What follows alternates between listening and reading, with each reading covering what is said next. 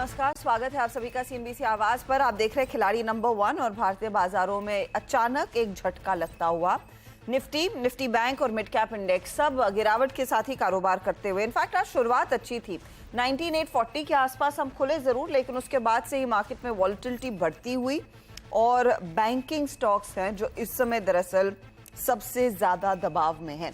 330 अंकों के नुकसान के साथ इस समय ट्रेड बनता हुआ दिखाई दे रहा है। एक शॉर्प स्लाइस आया है। अब देखिए कंट्रीब्यूटर्स, निफ्टी बैंक के कंट्रीब्यूटर्स आपकी स्क्रीन पर लेकर आएंगे क्योंकि वहां पर साफ हो जाएगा। एचडीएफसी बैंक का एक बहुत बड़ा भार बनता हुआ इस समय इंडेक्स पर।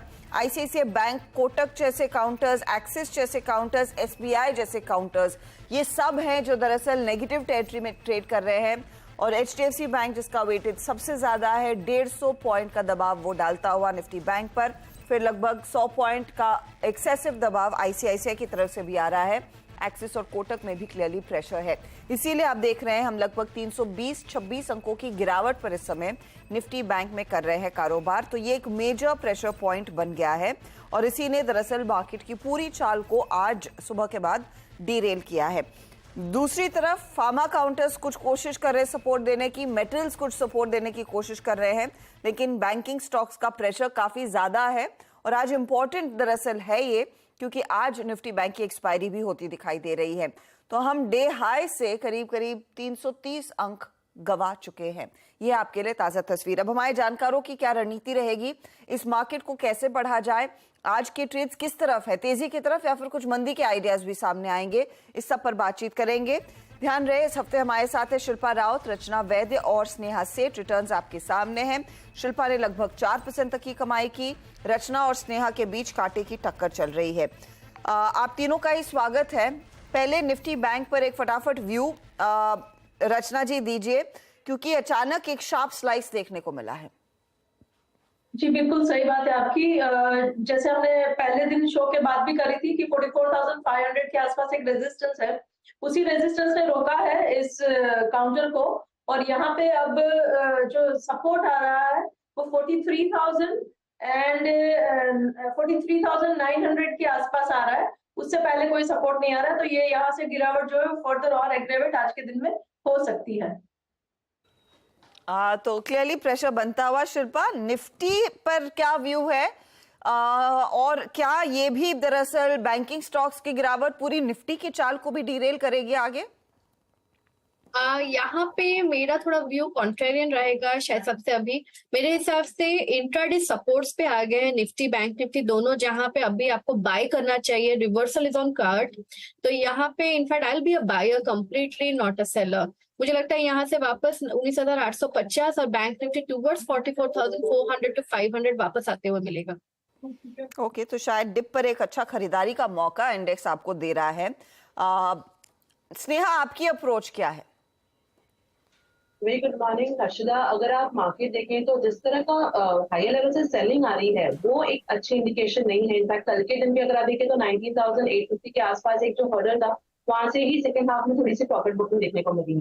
तो वो एक कंफर्ट जोन नहीं है करके कि अभी के लिए कि आप अग्रेसिवली लॉन्ग रहे, और स्पेशली जो जियोपॉलिटिकल रीजन से ओवरऑल मार्केट में थोड़ी वोलेटिलिटी भी रह सकती है। तो अभी के लिए ट्रेडर्स को इंडेक्स में ज्यादा अग्रेसिवली नहीं ट्रेड करना चाहिए। इंडिविजुअल काउंटर में आपको दोनों साइड के ट्रेड्स मिल रहे हैं, तो वहां पे आप फोकस कर सकते हैं। बैंकिंग इंडेक्स यहाँ से जो अपसाइड एक्सपेक्टेड था कल के दिन, पर वो मिसिंग ही रहा है। ओवरऑल मोमेंटम ही मिसिंग है मार्केट में। तो अभी के लिए इंडेक्स के लिए अवॉइड करें ट्रेड, बेटर इंडिविजुअल काउंटर्स में ही फोकस करें।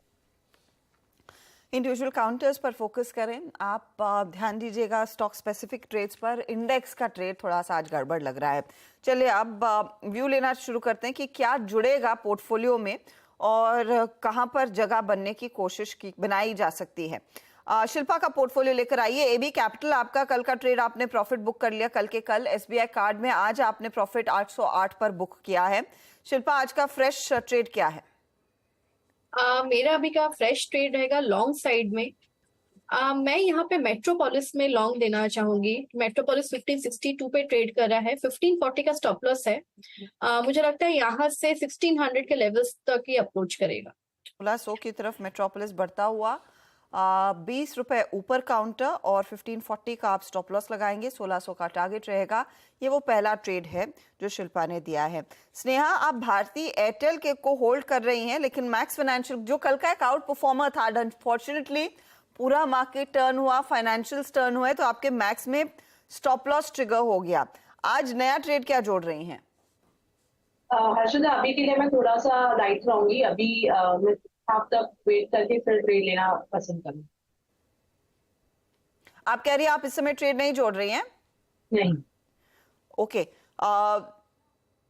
रचना, आपका ट्रेड क्या रहेगा? जी, मैं इस वक्त एक ट्रेड जोड़ना चाहूंगी, वो है एनएमडीसी। और एनएमडीसी में मैं शॉर्ट सजेस्ट करूंगी।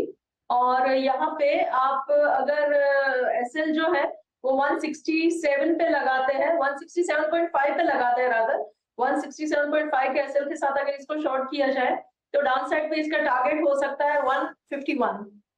151 ये शॉर्ट साइड का ट्रेड है। एनएमडीसी में बिकवाली की सलाह, 151 का टारगेट, 167 का स्टॉप लॉस, ये फिलहाल आपके लिए पिक किया जा रहा है इस समय का ट्रेड। रचना, कोई और ट्रेड इस समय देंगी या फिर आप भी इंतजार करना चाहेंगे?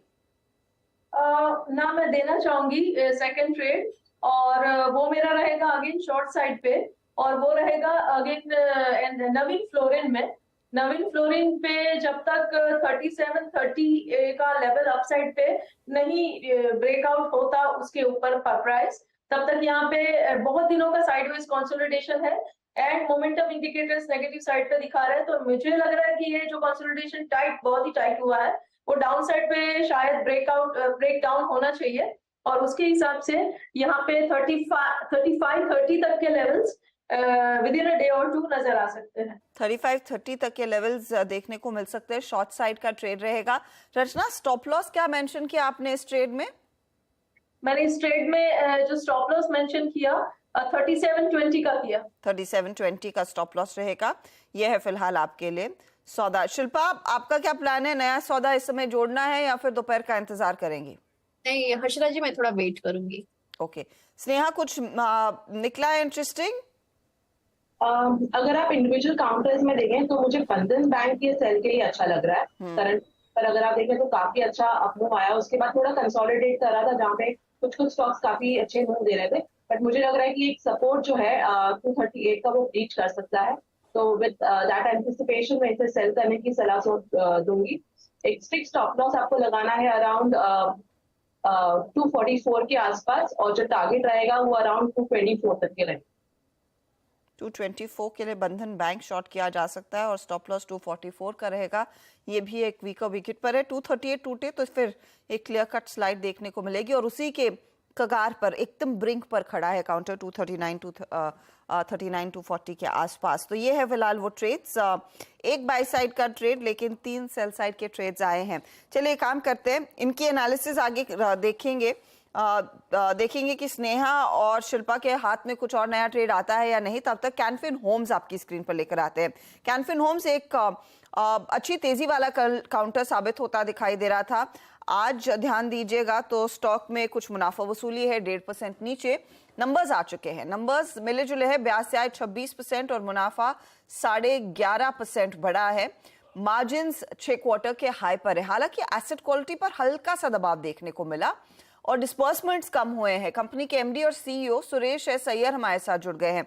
अय्यर साहब, स्वागत है आपका। ये पहले एसेट क्वालिटी में जो हल्की सी वीकनेस देखने को मिली है, कोई खास वजह, कोई खास अकाउंट्स?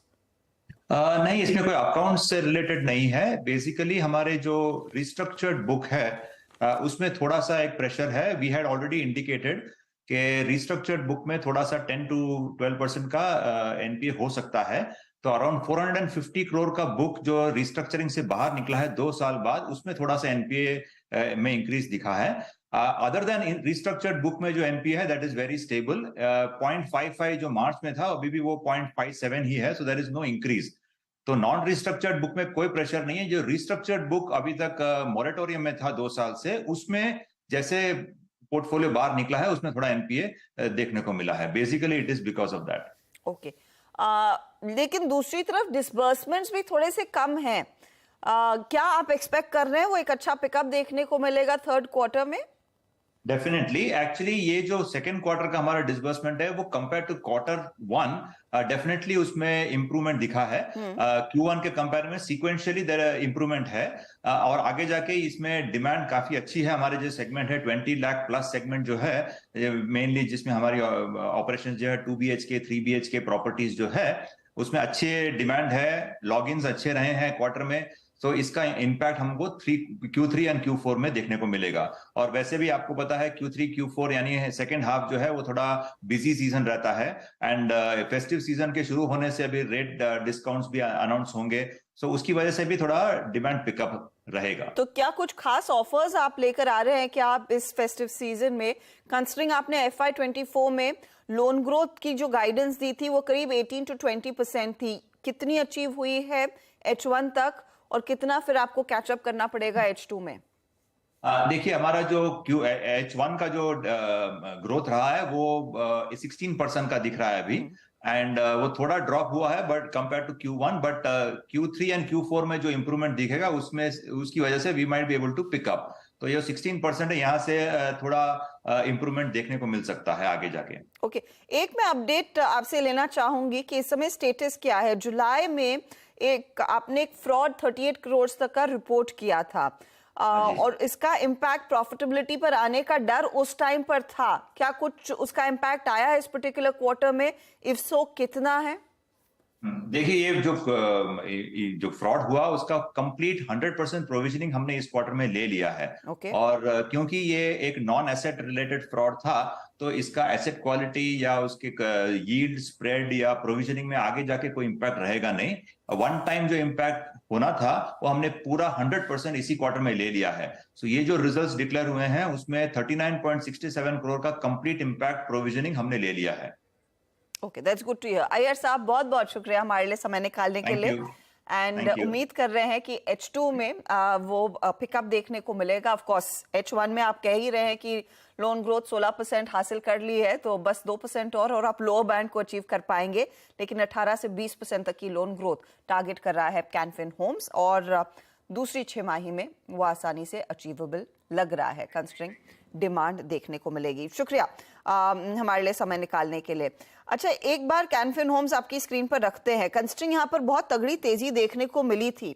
स्नेहा जी, आज कुछ पोजीशंस अनवाइंड हुई हैं, कल का ट्रेडर आज क्या करे? अगर आप काउंटर देखें तो काफी अच्छी मूव जरूर आई है। उसके बाद 89 EMA के आसपास सपोर्ट ले रहा था काउंटर, जहां से हमने रिसेंटली अपमूव देखा था अराउंड 738 के लेवल के आसपास। पर जो ओवरऑल अगेन स्ट्रेंथ थोड़ा सा मिसिंग है।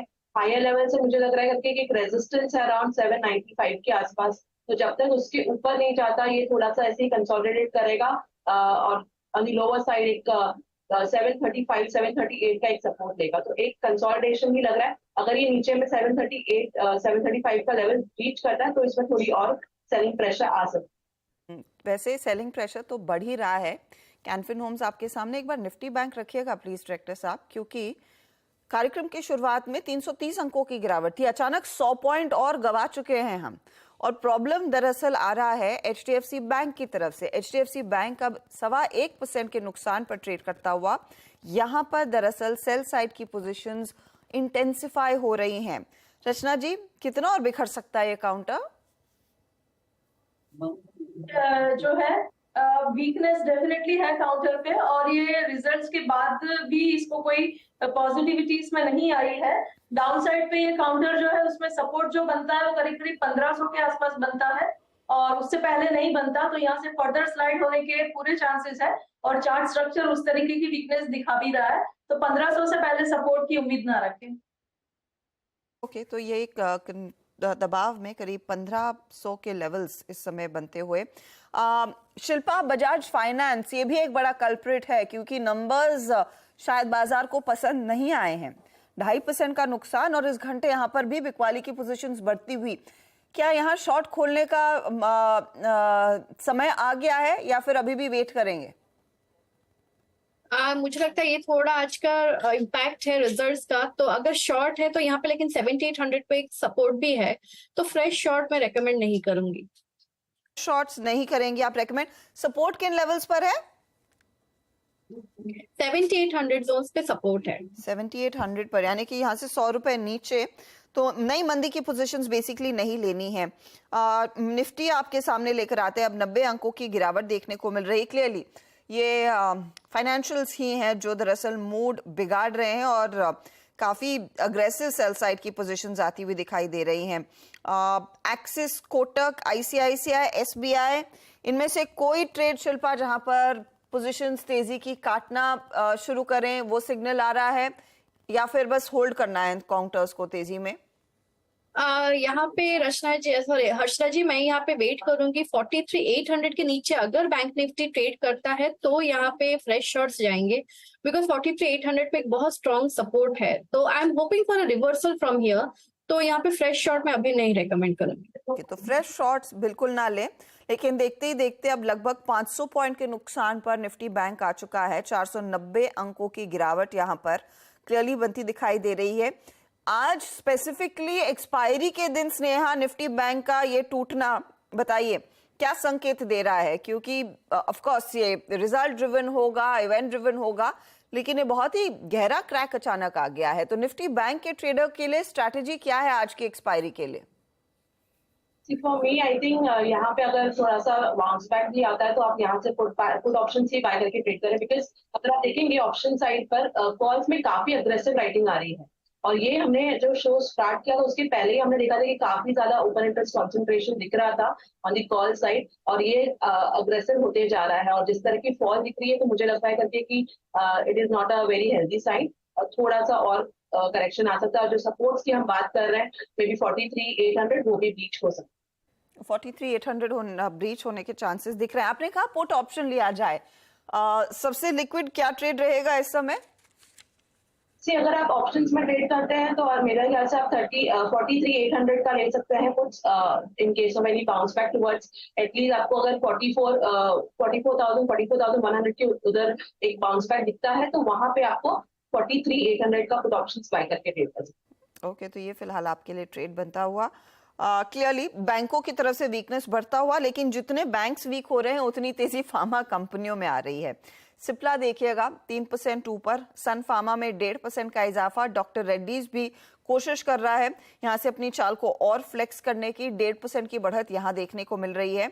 और नीचे में डीवीज जैसे काउंटर्स भी हैं जहां तेजी की जा सकती है। रचना जी, डिफेंसिव स्टॉक्स में कुछ तेजी बनेगी? कि डिफेंसिव काउंटर्स में यहाँ पे जैसे सन फार्मा की अगर बात करें तो आज के दिन का प्राइस एक्शन काफी स्ट्रॉन्ग है, और उस हिसाब से अगर देखा जाए यहाँ पे ऊपर की साइड पे फर्दर मूवमेंट आ सकती है। लेकिन इंट्राडे के हिसाब से आपको अगर एंट्री करना है तो थोड़ा पुल बैक का इंतजार करना चाहिए, अदरवाइज आपका रिस्क रिवॉर्ड रेशियो आपके फेवर में नहीं रहेगा। एंड उसी हिसाब से डॉक्टर रेड्डी में मैंने इससे पहले वाले शो में भी लॉन्ग दिया था, वहां पे 5600 तक के लेवल्स दिख रहे हैं आते हुए, तो वहां पे भी लॉन्ग किया जा सकता है। अगर इसके सपोर्ट की बात करें, एसएल की बात करें तो 5580 पे आता है फ्यूचर्स के हिसाब से। तो थोड़ा सा डिफेंसिव ट्रेड लिया जा सकता है डॉक्टर रेड्डीज, सन एनकाउंटर्स में। अच्छा, पेचीदा सवाल है, कोई ट्रेड लेने का मन बन रहा है क्या इस समय शिल्पा, या रहने दे? नहीं, अभी I will wait.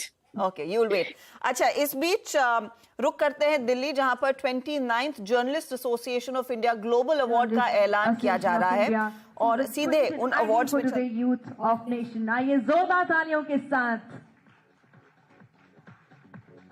We're extremely honored to have you here on the stage, Mr. Anuj Singhal.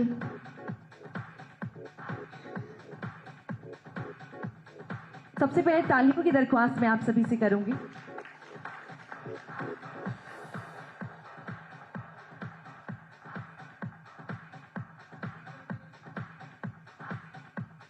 And here, sir, we would request you to say a few words here. City साहब, Balakrishna sir, Agarwal ji, thank you so much आप सबका। ये award actually CNBC आवाज़ की team के लिए, और मेरी टीम यहाँ पर आई हुई है। आप सबका अवार्ड है ये। मैं सिर्फ एक चैनल के रिप्रेजेंटेटिव के तौर पर ये अवार्ड ले रहा हूँ, क्योंकि मेरा ये मानना है हमेशा कि एक captain is only as good as a team. मेरी टीम बहुत शानदार है, जिन्होंने मुझे इतना प्यार दिया और जिन्होंने मुझे इतना सपोर्ट किया है पिछले 1 साल में, और आई एम श्योर कि ये सपोर्ट आगे भी जारी रहेगा। सीएनबीसी आवाज की एक मुहिम रही है कि रिटेल इन्वेस्टर्स को स्टॉक मार्केट में, जो इस समय एक बूम कर रही है इंडिया की स्टॉक मार्केट, उसमें एक आम धारणा रही है कि स्टॉक मार्केट में पैसा सिर्फ बड़े लोग बनाते हैं। हमारा मानना यह है कि रिटेल इन्वेस्टर्स स्टॉक मार्केट में पैसा बना सकते हैं, अच्छा पैसा बना सकते हैं। हाँ, एक इसके लिए जरूरत है एक इक्विटी कल्चर की, इन्वेस्टर एजुकेशन की। उस सब पर हम काम कर रहे हैं पिछले 1 साल से, पिछले 2 साल से, पिछले कई साल से काम कर रहे हैं। और जैसा मैंने कहा कि ये एक पूरी टीम का एफर्ट है। कुछ लोग आ पाए मेरे साथ यहाँ पर, और कुछ लोग जो नहीं आ पाए हैं। ये अवार्ड आप सबका है। और बस थैंक यू सो मच, इतना ही कहूंगा मैं। और आज मुझे आमंत्रित करने के लिए बहुत बहुत शुक्रिया। Thank you so much. हाँ, मैं एक्चुअली मेरी टीम से रिक्वेस्ट करूंगा कि वो भी अगर स्टेज पे आ जाएं एक बार। लक्ष्मण जी, रोहन, दीपाली, प्लीज आइए जरा एक बार। और ये एक्चुअली हम इस समय सीएनबीसी आवाज पर लाइव हैं, तो ये मैं एक कहूंगा, लक्ष्मण जी इधर आइए। लक्ष्मण जी हमारे ब्यूरो चीफ और इकोनॉमिक पॉलिसी एडिटर हैं। और दीपाली और रोहन हमारे काफी हार्ड वर्किंग जर्नलिस्ट हैं। और ये पूरी टीम को हम रिप्रेजेंट कर रहे हैं। जो लोग यहाँ नहीं आ पाए, ये अवार्ड आप सबका है, ये अवार्ड हमारी पूरी टीम का है। और इसी तरीके से हमारी टीम को सपोर्ट करते रहिए, और हम अपना काम अपनी पूरी ईमानदारी के साथ करते रहेंगे। थैंक यू सो मच आज हमें इन्वाइट करने के लिए। Thank you sir, thank you. Once again,